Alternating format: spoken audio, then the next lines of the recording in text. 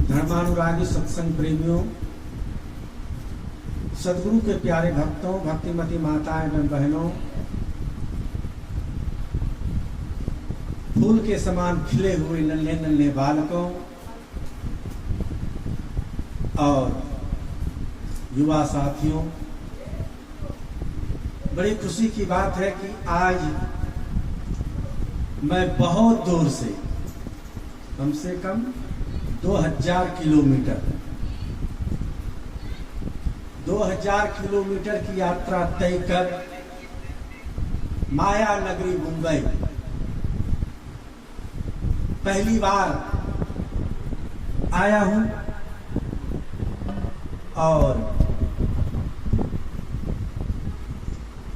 Kharghar city और नवीन Mumbai Shiv Sai society के इस प्रांगण में महंत श्री राम जी के इस शुभ भवन में सत्संग का आयोजन किया गया है। सायंकाल से ही आप लोग संध्या पाठ, भजन और हमारे पूज्य संत श्री उपेंद्र दास जी साहेब, इनके मुखारविंद से घंटों प्रवचन आप लोगों ने श्रवण किया। इस सत्संग सभा में समुपस्थित हमारे वयोवृद्ध भक्त श्री भरतलाल जी यादव जी, जिन्हें लोग प्रभु जी कह के जानते हैं इस क्षेत्र में, और रीता जी, किरण जी, ज्योति जी और हमारे विवेक जी और हमारे नाल वादक शुभम जी और हमारे मनीष जी, रेखा जी, कितने का नाम गिनाऊं। सभी को मेरे तरफ से साहेब बंदगी आप लोगों की उपस्थिति से यह सत्संग सभा सायंकाल से ही शोभायमान है। मंच पर विराजित पूज्य साहेब उपेंद्र साहेब जी, आपके भी पावन चरणों में त्रेवार साहेब बंदगी। साहेब से भी पहली बार मुलाकात हुई यहाँ आकर के और उनके वाणी वचनों को सुनने का भी अवसर मिला। संतों की वाणी सुनने का अवसर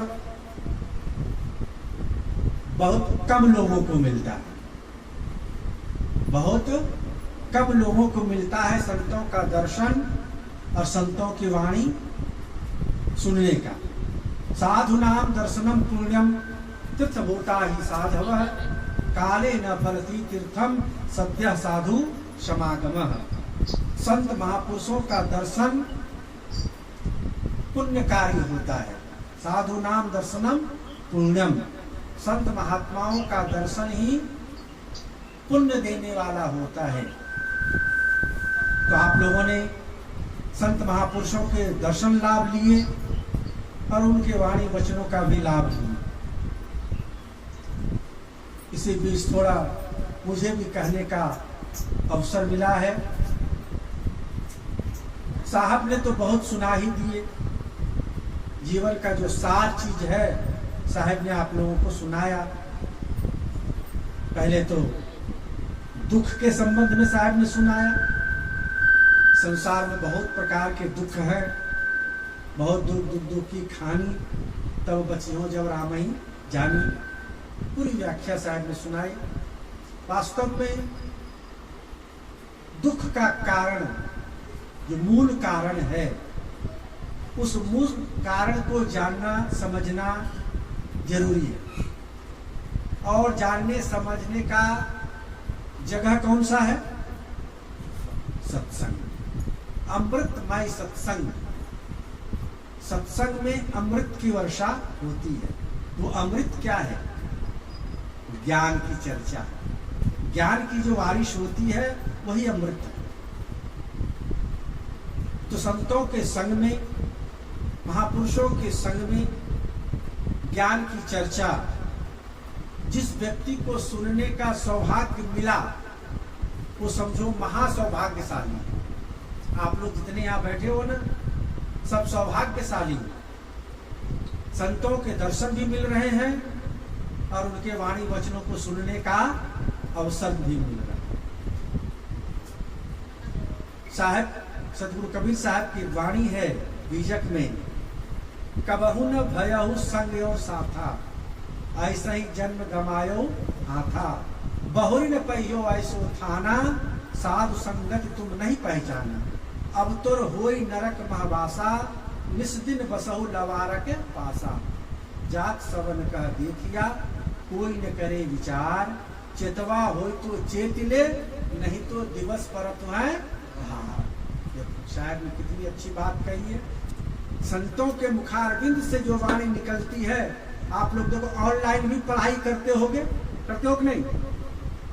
लेकिन ऑनलाइन की पढ़ाई और जब टीचर सामने में पढ़ाते हैं, दोनों में अंतर मालूम पड़ता है कि नहीं?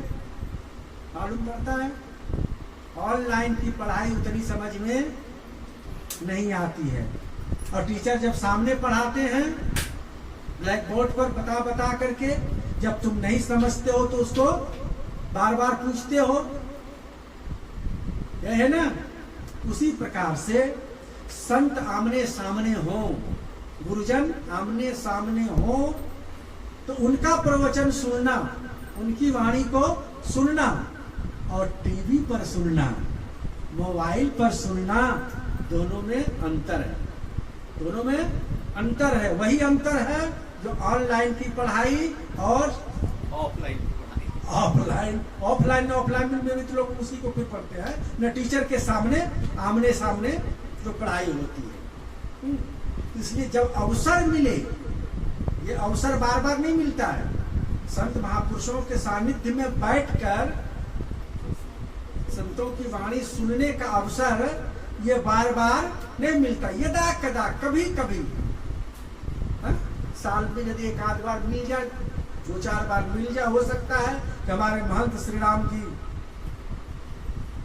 यहाँ अवसर प्रदान कर दे यहाँ के निवासियों के लिए, साल में 2-4 बार, तो संतों का दर्शन और संतों की वाणी का लाभ मिलता है। लेकिन जल्दी मिलता नहीं है। घर परिवार में लोग रहते हुए भी सत्संग का लाभ नहीं ले पाते। इसलिए साहब कहते कबहु न भयहु संग और साथा, ऐसा ही जन्म गमायो अच्छा आछे दिन पाछे गए, कियान हरि से हेत, आछे दिन पाछे गया, कियान हरि से हेत, फिर पछताए होत का, जब चिड़िया चुन गई खेत। अच्छे दिन, अच्छे मने अच्छे दिन, अच्छे दिन पीछे चले गए, अच्छे दिन पाछे गए, कियान हरि से हेत, हरि से, परमात्मा से, गुरु से, सदगुरु से तुमने प्रीत नहीं की, नेह नहीं लगाई, स्नेह नहीं किया, उनके पावन सानिध्य में बैठकर अमृत उपदेश का श्रवण नहीं किया, तो तुम्हारा जो अवसर है वो चुक गया। अच्छे दिन पाछे गया। अच्छे दिन कौन सा होता है? सुनो ध्यान से। अच्छे दिन तुम लोगों का है जो युवा हो, किशोर हो, तुम लोगों का अच्छा दिन है। अब इन्हें बाबा का क्या अच्छा दिन? इनका अच्छा दिन तो चला गया।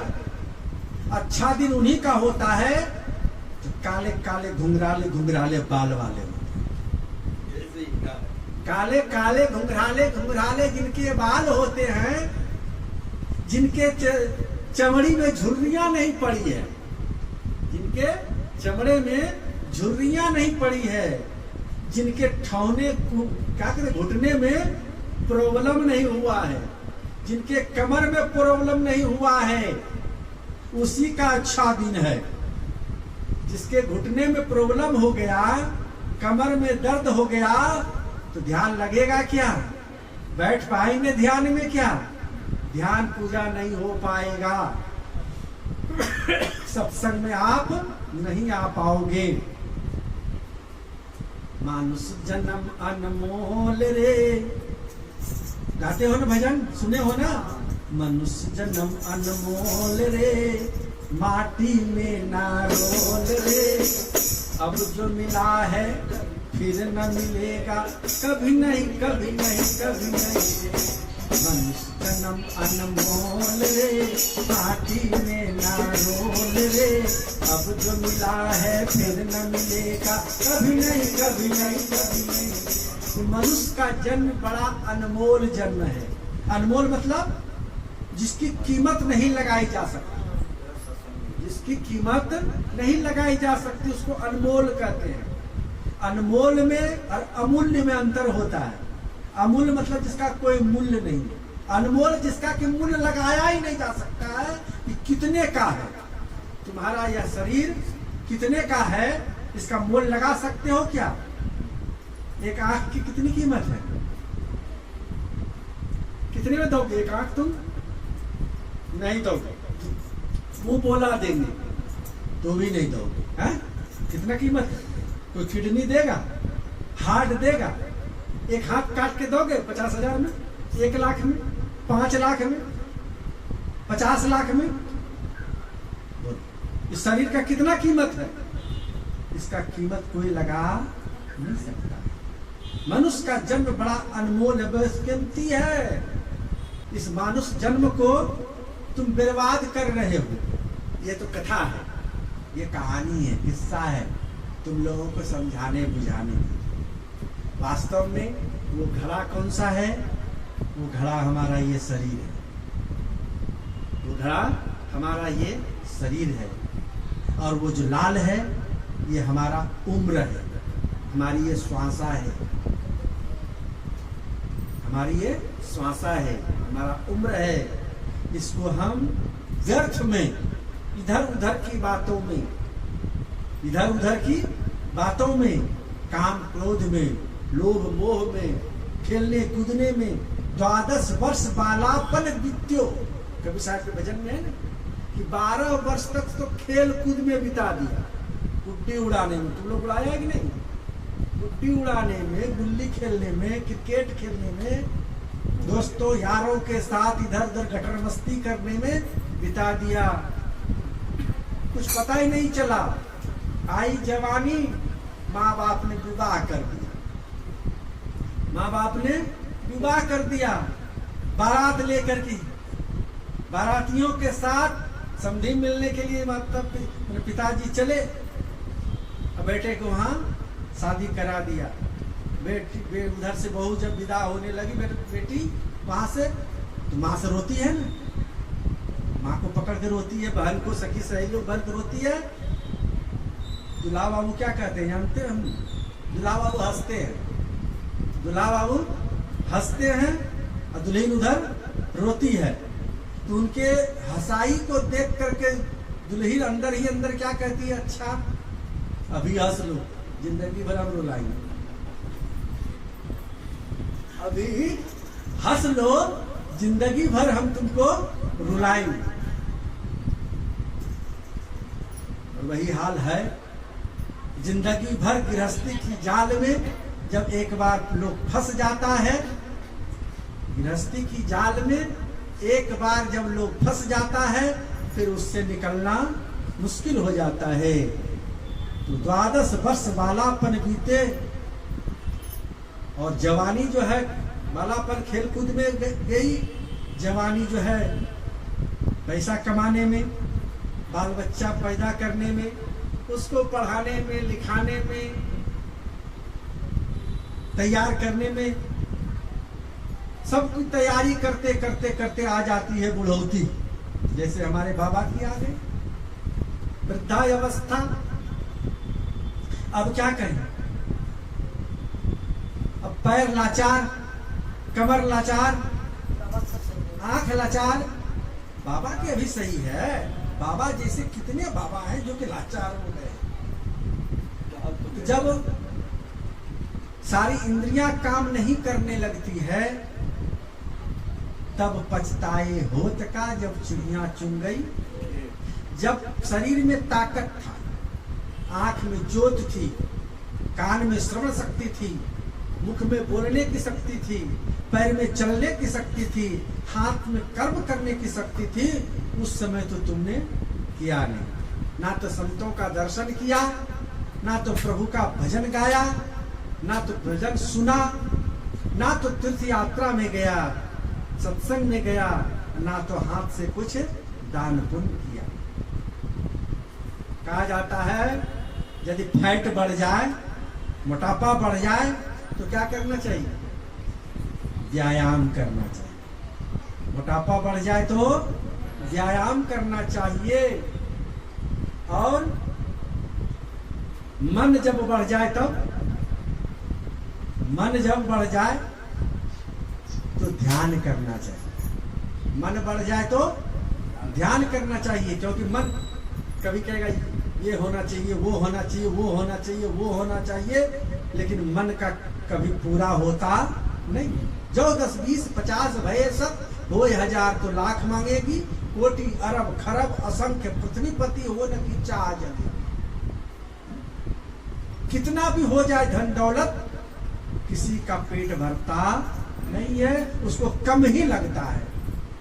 बड़े बड़े टाटा बिरला लोग हैं ना, अंबानी लोग, उसको भी संतोष नहीं है, वो भी और ये और कभी खत्म होने वाला नहीं है, जिससे उसका मन विचलित रहता है, मन में शांति नहीं रहती है। इसलिए कहता है जब मन बढ़ जाए तो ध्यान करना चाहिए, और जब धन बढ़ जाए तो दान करना चाहिए। घर में बाढ़े कहावत है ना साखी, पानी बाढ़े नाव में, घर में बाढ़े दाम, दोनों हाथ उछालियो यही सयानो काम। नाव में यदि पानी बढ़ जाए, नाव में पानी, कभी नाव का सफर किया है, चढ़ाए नाव में यदि छेद हो जाए और पानी उसमें भरने लगेगा तो क्या करना चाहिए? पानी को निकाल के फेंकना चाहिए जल्दी, नहीं तो डूब जाएगा। का पानी बाढ़े नाव में, घर में बाढ़े दाम। घर में यदि पैसा बढ़ गया तो उसको क्या करना चाहिए? दान पुण्य करना चाहिए। नहीं तो आजकल तो कौन साइबर निकला है, क्राइम में, साइबर क्राइम होता है ना, पैसा जो बैंक उड़ा देता है खाते से, क्या कहते हैं उसको? नहीं मालूम? हाँ, साइबर क्राइम ही कहते हैं। तो खाता में भी पैसा, जो बैंक में भी पैसा सुरक्षित नहीं है। पहले बक्सा में लोग रखते थे, तिजोरी में रखते थे, तो उसको भी तोड़ करके चोर डकैत ले जाता था, सोचा बैंक में रख दे, और बैंक में भी सुरक्षित नहीं है। तो साहब कहते हैं कि खावत खर्चत मुक्ति के, खावत खर्चत मुक्ति के, असंचत नरक द्वार। साईं इतना दीजिए जामे कुटुंब समाए, मैं भी भूखा ना रहूं साधन भूखा जाए। जितना आवे उसको खर्चा करते जाओ, ना रहे बांस ना बाजे बांसुरी। तो रहेगा तभी तो चोर ले जाएगा, तभी ना, है ही नहीं। जो आया चलो, ये महीना लग गया, पैसा आ गया, चलो जी बिल बनाओ, लिस्ट बनाओ, इतना के सामान ये, इतना के ये सामान, इतना के, पूरा पॉकेट खाली कर रहेगा पॉकेट में, तब ना बस में जाएंगे तो पॉकेट मारेगा, और पॉकेट में था ही नहीं, ना तो चावल तेल, हल्दी तेल, मसाला सब ला करके स्टॉक कर दिए, खाली पॉकेट। इसलिए कहने का मतलब यह है, बाल्य अवस्था खेलकूद में बीत जाती है, युवा अवस्था धन कमाने में, बाल बच्चों के पालन पोषण में बीत जाता है, वृद्धावस्था लाचारी की अवस्था होती है। वृद्धावस्था में लाचारी अवस्था, लाचार हो जाते हैं लोग, दूसरे के ऊपर डिपेंड हो जाते हैं। जो बेटा बहू के ऊपर डिपेंड हो जाते हैं। और आजकल के बेटा बहू भी तो समझ जाओ, बेटा बहू पहले वाला बेटा बहू तो है नहीं। आज बड़े बड़े घर की माताएं, बूढ़ी वृद्ध माताएं, वृद्ध पिता कहाँ ले जाते हैं जमा करने के लिए मालूम है? वृद्धाश्रम। बड़े बड़े घर की, पैसे वाले लोगों की, जो जितने पैसा वाला है, करोड़पति, अरबपति, खरबपति, वो अपने माँ बाप को वृद्धाश्रम में जमा कर देता है। पैसा के कारण ही ना। यदि उतना पैसा नहीं होता, अरबपति नहीं होता, लाखपति करोड़पति तक ही रहता, तो उसका माँ बाप उसके साथ रहता, माँ बाप की सेवा करता, माँ बाप ने सेवा किया है। तुम लोगों को ऐसा लगता है कि माँ बाप ने तुम लोगों की सेवा माँ बाप कर रहे हैं? पिताजी कितने मेहनत परिश्रम करके पैसा लाते हैं, तुम लोगों का खाना खर्चा जुड़े देते हैं, पढ़ाई लिखाई की खर्चा करते हैं, सब कुछ कितना मेहनत लगता है। अब यदि तुम लोग बड़े हो जाओ, अपना कमाने लग जाओ, और माता पिता को ना देखो, तो कितनी बुरी बात है। इस दिन को याद करना, जब बड़े हो जाओ, माता पिता जब बूढ़े हो जाए, इस दिन को याद करना चाहिए कि माता पिता मेरे लिए कितना कुछ किए, कितना परिश्रम किए हमको पालने पोसने में। तो माता पिता ही सबसे बड़े देवी और देवता है। मातृदेवो भव, है ना जी? बड़े हो, सुने हो, मातृदेवो भव, पितृदेवो भव। माता और पिता ये देवता है। देवता मतलब देने वाला। देवप्री धातु से देवता बनता है। देवता माने देने वाला। माता पिता सदा देते ही हैं। माता पिता सदा देते हैं, लेते कुछ नहीं है। जो देवे उसको देवता कहते हैं। माता पिता पुत्र के लिए, पुत्री के लिए जीवन भर अपनी चमड़ी तक जो है उतार कर दे देते हैं। हाँ, लेता। हाँ, तो इसलिए माता पिता की सेवा करना चाहिए, गुरुजनों की सेवा करनी चाहिए। ये ज्ञान, यह बोध कहाँ मिलेगा? यह ज्ञान, यह बोध कहाँ मिलता है? सत्संग में मिलता है, साधु संतों के संगति में मिलता है। और जो संगति यदि नहीं करोगे, कबहुन भयउ संग और साथा, कभी भी तुमने साधु संतों की संगति नहीं किया तो अच्छा जन्म तुमने बर्बाद कर दिया, अच्छे जन्म को बर्बाद कर दिया। कबहुन भयउ संग और साथा, ऐसा जन्म गमायो हाथा, बहुरी न पहियो ऐसो थाना। संत कहते हैं इतना सुंदर सा मानव का तन फिर से मिलने वाला नहीं है। मानुष जन्म बड़ा दुर्लभ है, मिले न बारंबार, पक्का फल जो गिर पड़ा तो बहुरी लागे डाल। पका हुआ फल यदि वृक्ष से गिर जाए फिर उसमें लगा सकते हो? क्यों? इतना साइंस डेवलप कर गया है, आकाश में हवा में जाकर के लोहे को उड़ा दिया है, चंद्रमा पर पहुंच गया है। क्यों नहीं है? वृक्ष से फल गिर गया तो उसको उसमें नहीं लगा सकते हो? कोई वैज्ञानिक लगा सकता है? नहीं लगा सकता। एक बार इससे प्राण निकल गया तो लौटा के ला सकता है? विज्ञान तो बहुत आगे बढ़ गया। विज्ञान कितना भी आगे बढ़ जाए, एक बार प्राण शरीर से निकल जाएगा तो लौटा करके लाने वाला नहीं है। कोई भी टेक्नोलॉजी ऐसी नहीं है। तो मानुष जन्म बड़ा दुर्लभ है, मिले न बारंबार। पक्का फल जो गिर पड़े तो बहुरी लागे डाल। पका हुआ फल जैसे वृक्ष से गिर जाता है फिर डाली में नहीं लगता है, उसी प्रकार से एक बार जब शरीर से प्राण निकल जाता है तो फिर वापस नहीं आता है। तो जब तक इस शरीर में है इसका लाभ ले लेना चाहिए। रहबै को आश्चर्य है जात अचंभा कौन, जब तक शरीर में है यही आश्चर्य है। शरीर में ये जीवात्मा है यही आश्चर्य है, इससे निकल जाए कोई आश्चर्य नहीं। किस समय कहां किसकी मौत हो जाए किसी को पता है? छोटे छोटे बच्चों को मरते देखते हो, युवाओं को मरते देखते हो, बूढ़ों को मरते देखते हो। एक्सीडेंट हो जाता है, बच्चे पढ़ने जाते हैं और उधर से सूचना आती है कि एक्सीडेंट में जो है बच्चे मर गए।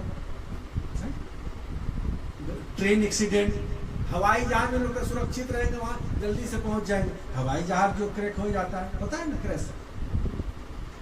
तो कब कहां मृत्यु हो जाएगी इसकी कोई ठिकाना नहीं। इसलिए जब तक शरीर में हो तब तक हर समय कुछ न कुछ समय निकाल करके याद रखो। जैसे सत्संग में तुम लोग आए हो, इतना बोध तो जरूर हो जाना चाहिए कि शरीर में रहने वाले तुम हो, शरीर तुम नहीं हो। ये आंख किसकी है? मेरी। ये उंगली किसकी है? मेरी। नाक किसकी है? मेरी। दांत किसकी है? मेरी। पैर किसकी है? मेरी। तो मेरी मेरी करने वाला कौन है? वही मैं। मेरी मेरी करने वाला मैं हूं। हमारा ये हाथ पैर शरीर है, मेरा यह शरीर है, मैं शरीर नहीं। मैं इस शरीर में रहने वाला हूं। जैसे इस घर में रहने वाले आप हो, इस घर में रहते हो ना, उसी प्रकार से शरीर भी एक घर है और घर में रहने वाला मैं हूं। जैसे इस घर से निकल जाते हो, घर जब टूट जाए, भूकंप आ जाए, झटका, और ये घर टूटने लग जाए, क्या करोगे? भूकंप के झटके निकल आगे क्या करोगे? चट से निकल के भागोगे, छोड़ दोगे घर को। घर की जितनी संपत्ति है, धन दौलत, उसका भी प्रवाह नहीं करोगे। सबसे पहले अपने जीवन की प्रवाह करो, जीवन का प्रवाह करोगे, घर के धन दौलत का नहीं। मोबाइल भी छोड़ के भागोगे, लेके भागोगे, समय नहीं देगा। हाँ? जब भूकंप आ जाए भाई, डोलने लग जाए एकदम, क्या करोगे? मोबाइल समेटोगे, प्राण लेके भागोगे, प्राण लेकर के भागोगे। शरीर जब उसी प्रकार से यह घर हमारा है। शरीर क्या है? हमारा घर है। मैं शरीर नहीं हूं, मैं शरीर में रहने वाला हूं। मैं शरीर में रहने वाला हूं। सत्संग सुनने का इतना लाभ हो जाना चाहिए। लाभ होगा। शरीर में रहने वाला कौन है? तुम कौन हो? मैं कौन है? हाँ? आत्मा को, जीव को। हाँ? अहम शुद्ध चैतन्य ज्ञान स्वरूपम अजरहम अमरहम अखंडम अनुपम। मैं शुद्ध बुद्ध चैतन्य स्वरूप आत्मा हूँ। मैं कौन हूँ? शुद्ध बुद्ध चैतन्य स्वरूप आत्मा हूँ। मैं यह शरीर नहीं हूँ। मैं शरीर में रहने वाला शुद्ध चैतन्य आत्मा हूँ। आत्मा को, जीव को, चैतन्य को, रूप को जिस शब्द से जानना हो उस शब्द से जानो, जिस शब्द से समझो। तो मैं जो यह मैं तत्व है, यह यदि शरीर से निकल जाता है तो शरीर निष्क्रिय हो जाता है। तो काम करता है क्या? कभी किसी को देखा होगा मरा हुआ किसी को?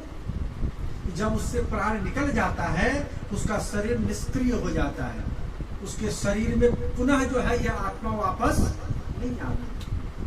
इसलिए संत कहते हैं, शायद कहते हैं कि बहुरी न पहियो ऐसो थाना।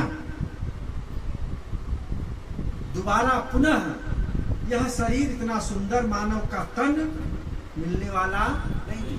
बहुरी न पहियो ऐसो थाना। कबहू न भयो संग और साथा ऐसा ही जन्म गमायो हाथा बहुरी न पहियो ऐसो थाना साधु संगति तुम नहीं पहचाना।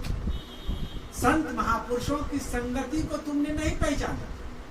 यदि संतों की संगति को पहचान लेता, संतों की संगति पहचानने का मतलब संतों की वाणी, संतों का उपदेश, संतों का ज्ञान। संतों का क्या ज्ञान? ये निर्छिर विवेकनी प्रयास करो, उसको अपने जीवन में उतारने का या अनुभव करो। वास्तव में मैं शुद्ध बुद्ध चेतन स्वरूप आत्मा हूँ। जब शांत एकांत में बैठ करके चिंतन करोगे, तो ध्यान अभ्यास करोगे, तब ये अनुभूति होगी कि वास्तव में अभी तो सुनी सुनाई बात हो गई, अभी सुनी सुनाई बात हो गई, मैंने बात सुना दिया, तुमने सुन लिया, मान लिया कि हाँ मैं आत्मा हूँ, मैं ये शरीर नहीं हूँ। लेकिन इसका वास्तविक बोध, वास्तविक अनुभव तो तब होगा जब एकांत में बैठ करके चिंतन करोगे, ध्यान करोगे और अपने आप को वास्तव में समझोगे कि मैं शरीर से अलग हूँ, आत्मा हूँ, शुद्ध बुद्ध चेतन स्वरूप आत्मा हूँ। एक दिन आया हूँ और एक दिन चला जाऊंगा। जाऊंगा तो कहाँ जाऊंगा? वो जो हमारा अमर लोक है, अमर धाम है, जहाँ से आया हूँ वहाँ वापस जाना है। तो उसको जाने के लिए हमें सुमिरन और भजन करना है। सुमिरन भजन करते हुए इस जीवन को चलाना चाहिए। भौतिक और आध्यात्मिक दोनों उन्नति हो, ऐसा काम रोज रोज करना चाहिए। 5 सब्जेक्ट 7 सब्जेक्ट तुम्हारे क्लास में है, तो सभी सब्जेक्ट को पढ़ते हो कि एक को पढ़ते हो दूसरा छोड़ देते हो? एक को कम पढ़ते हो दूसरे को ज्यादा पढ़ते हो, परिणाम क्या होता है? एक में फेल और एक में रिजल्ट बिल्कुल फेल, बिल्कुल फेल। यहाँ 2 ही सब्जेक्ट है, एक भौतिक और एक आध्यात्मिक। तो भौतिक में तो तुम लोग बहुत नंबर ले आते हो, करोड़ोंपति बन जाते हैं और पति बन जाती है, भौतिक उपलब्धि है ना, सारी सामग्री तुम्हारे पास उपलब्ध हो जाती है। और आध्यात्मिकता के क्षेत्र में कुछ नहीं। इसलिए थोड़ा घड़ी, एक घड़ी या 2 घड़ी, साहब ने तो इतना छूट दे दिया। एक घड़ी 24 मिनट की एक घड़ी होती है, एक घड़ी, आधो घड़ी 12 मिनट, आधो में बुनियाद 6 मिनट। 6 मिनट भी तुम यदि एकांत में बैठकर चिंतन कर लो, अपना भजन कर लो, और जैसा भजन किए हो, जैसा चिंतन किए हो, वैसा दिन भर चलने का प्रयास कर लो, तो तुम्हारा परलोक भी संवर जाएगा, लोक परलोक दोनों संवर जाएगा। यही तो धर्म कहता है हमारा, यतु अविद्या संसिद्धि स धर्म। भौतिक और आध्यात्मिक दोनों का उत्थान करने के लिए ही हमारा धर्म कहता है। जो दोनों का उत्थान करता है, ये नहीं कि अब अध्यात्म भजन करने लगे घर द्वार छोड़ करके चल दिए, घर परिवार छोड़ के चल दिए, घर परिवार डूब रहा है तो डूब रहा है, हम भजन में मस्त हैं, वो तुम्हारा नहीं होगा। क्योंकि जिस घर परिवार को तुमने लगाया है, जिस बगीचे को लगाया है, वो सुख रहा है, वो तड़प रहा है, और तू यहाँ भजन कर रहा है, वो भजन तुम्हारा साथ है। वहां भी 2 खाद पानी, वहां से समय निकाल करके भजन भी करो। दोनों गाड़ी 2 लोहे की 2 पटरी पर चलती है कि एक पर? दोनों पटरी पर। साइकिल में या मोटरसाइकिल में एक चक्का में पूरा फुल हवा हो और एक पंक्चर हो, तब नहीं चलेगा ना।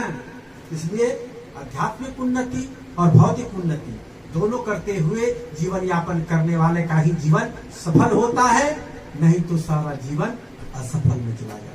बोलो प्रेम से सदगुरु कबीर साहिब की, साहिब बंदगी साहिब।